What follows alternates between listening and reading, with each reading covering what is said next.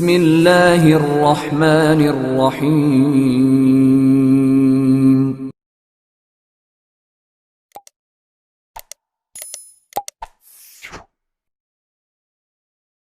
آئیے کتاب رحمت سورہ الکہف اٹھائیں۔ اللہ تعالیٰ نے ایک واقعہ بیان کیا ہے حضرت موسیٰ اور حضرت خضر علیہ السلام کا۔ حضرت موسیٰ علیہ السلام عزم مصمم کر کے جب چلے تو اللہ فرماتا ہے کہ ہم نے حضرت موسیٰ علیہ السلام کو جس بندے کی نشانی بتائی تھی وہ بندہ ان کو وہاں مل گیا۔ سفید چادر اوڑے حضرت خضر علیہ السلام وہاں لیٹے ہوئے تھے، تو یہ جا کے ان کے پاس کھڑے ہو گئے کہ حضرت میں آپ کی خدمت میں اس لیے آیا ہوں کہ اللہ نے آپ کو جو خصوصی علم عطا کیے ہیں میں ان کو سیکھنے کی غرض سے آپ کی چوکھٹ پہ آیا ہوں۔ کہا تم میرے ساتھ صبر نہیں کر پاؤ گے، معاملے مشکل ہیں، سفر دشوار ہے، منزل کٹھن ہے، اور میرے معاملات ایسے ہیں کہ تم اعتراض کرو گے اس کے بغیر تم رہ نہیں سکتے۔ حضرت موسیٰ علیہ السلام نے کہا اگر اللہ نے چاہا تو آپ دیکھیں گے میں صبر کروں گا اور آپ کے کسی حکم کی کسی کام کی میں نافرمانی نہیں کروں گا، کسی کام کا انکار نہیں کروں گا۔ کہا کہ اچھا شرط یہ ہے کہ جو میں کروں اس پر تم اعتراض نہیں کرو گے، سوال نہیں کرو گے، یہاں تک کہ میں خود ہی نہ بتاؤں۔ تو کہا کہ یہ شرط ٹھہری، میں کوئی بات نہیں کروں۔ فانطلقا، دونوں چل پڑے، دریا کے پار جانا تھا۔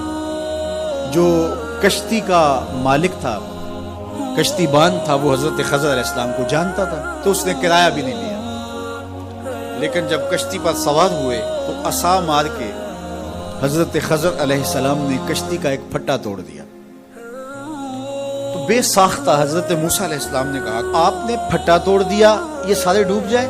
کہا میں نے کہا تھا نا تم میرے کاموں پہ صبر نہیں کر پاؤ گے۔ حضرت موسیٰ کو یاد آیا، کہا میں بھول گیا تھا، اس پر مواخذہ نہ کیجیے۔ پھر دونوں چل پڑے، بچے کھیل رہے تھے، ایک خوبصورت لڑکا وہ بھی بچوں میں کھیل رہا تھا۔ حضرت خضر آگے بڑھے اور اس کی گردن مروڑ دی، اس کو قتل کر دیا۔ صاحب شریعت تھے حضرت موسیٰ علیہ السلام، نہ رہ سکے، پھر بول پڑے ایک جان کو بغیر کسی جان کے بدلے میں قتل کر دیا، اس نے گوایا کیا تھا ہمارا؟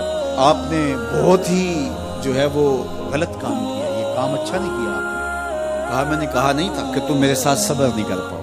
کہا ایک موقع اور دے دیجئے، اب اگر میں نے کوئی اعتراض اٹھایا تو پھر دوبارہ مجھے آپ اپنی صحبت میں نہ رکھیے، عذر تمام ہو جائے گا۔ پھر دونوں چل پڑے، یہاں تک کہ ایک بستی میں دونوں آئے تو آپ نے بستی والوں سے کہا کہ ہم مہمان ہیں، آپ ہماری مہمان نوازی کیجیے، کھانا کھلائیے۔ تو انہوں نے انکار کر دیا، کہا کہ ہم تو آپ کو بلایا نہیں ہے، آپ خود آئے ہیں، آپ اپنے کھانے کا خود انتظام کیجیے۔ گزر رہے تھے گلی سے تو ایک دیوار گرنا چاہ رہی تھی تو جلدی سے اس دیوار کو مرمت کر دیا۔ کہا حضرت ہم اگر چاہتے تو اس پہ اجر لے سکتے تھے، انہوں نے میں کھانا تک نہیں دیا اور ہم ان کی دیواریں سیدھی کر رہے ہیں۔ کہا اب تمہاری میری جدائی ہو گئی، تم نے یہ بھی اعتراض کر دیا۔ تو انہیں یاد آیا کہ وہ یہ بھی اعتراض ہو گیا، اب میں تمہیں بتاتا ہوں کہ یہ 3 کام میں نے کیوں کیا۔ اللہ اکبر۔ اب سنیے، قرآن ہمیں بتاتا ہے کہ ظاہری علم بھی ہوتا ہے لیکن کوئی باطنی علم بھی ہوتا ہے۔ کہا وہ پہلی بات کشتی والی سنو، یہ 2 مسکین بچوں کی کشتی تھی، ان کے گھر کا چولہا اس کی کمائی سے جلتا تھا۔ دریا کنارے کنارے ایک ظالم بادشاہ رہا تھا جو لوگوں کی کشتیاں چھین رہا تھا، ہم نے تھوڑا سا عیب لگا دیا، وہ ٹوٹی کشتی چھوڑ کے چلا گیا۔ اب وہ تھوڑے سے پیسے لگا کے کشتی مرمت کرا لیں گے، گھر کا چولہا جلتا رہے گا، بتاؤ اچھا کیا یا برا کیا؟ کہا رہی بات اس بچے کی جس کو ہم نے قتل کیا، اس کے ماں باپ مومن تھے، نیک تھے، صالح تھے، بچے نے بڑا ہو کے بہت برا ہونا تھا، ہم نے اس کو قتل کر دیا، اللہ اس کے بدلے ان کو بہتر اولاد دے گا۔ علماء تفسیر نے لکھا ہے اس بچے کے بدلے میں اللہ نے ان والدین کو ایک بیٹی عطا کی جس کی نسل سے 70 نبی پیدا ہوئے۔ دیوار کی کہانی بھی سن لیجیے، یہ شہر کے 2 یتیم بچوں کی دیوار تھی اور اس کے نیچے ان کا خزانہ تھا اور ان کا باپ بڑا نیک تھا۔ خزانہ دیوار کے نیچے ہے، دیوار گرنا چاہ رہی ہے، کسی معمولی دھکے سے گر جاتی۔ 2 ہی صورتیں تھیں، یا وہ بچے خود اپنا خزانہ اٹھا لیتے یا لوگ اٹھا کے لے جاتے۔ لوگ اٹھا کے لے جاتے پھر بھی ہاتھ میں کچھ نہ آیا، اور اگر وہ خود اٹھا لیتے تو بچے ہیں، بچپنے کی وجہ سے وہ اس کو اڑا دیتے۔ تو ہم نے اس کے اوپر دیوار کھڑی کر دی، جب تک وہ اس قابل نہیں ہو جاتے کہ یہ خزانہ نکال کے اس کو صحیح مصرف پہ لگا سکیں، اتنی دیر تک دیوار گرے گی نہیں۔ اللہ اکبر، وہ کسی وجہ سے دیوار قائم رہے گی، اور جب وہ اس عمر کو پہنچ جائیں گے جس عمر میں وہ اس خزانے کو سنبھال سکیں گے، تو پھر دیوار خود بخود گر جائے گی اور یہ خزانہ نکال کر کے اپنے کام پہ لے آئیں گے۔ میں جب پہلی مرتبہ اس کو جو ہے وہ غور کے ساتھ تلاوت کیا تو مجھے یہ لگا کہ اس کا انطباق پاکستان کے حالات میں بھی ہو سکتا ہے، اس لیے کہ یہ بھی یتیموں کا سرمایہ ہے۔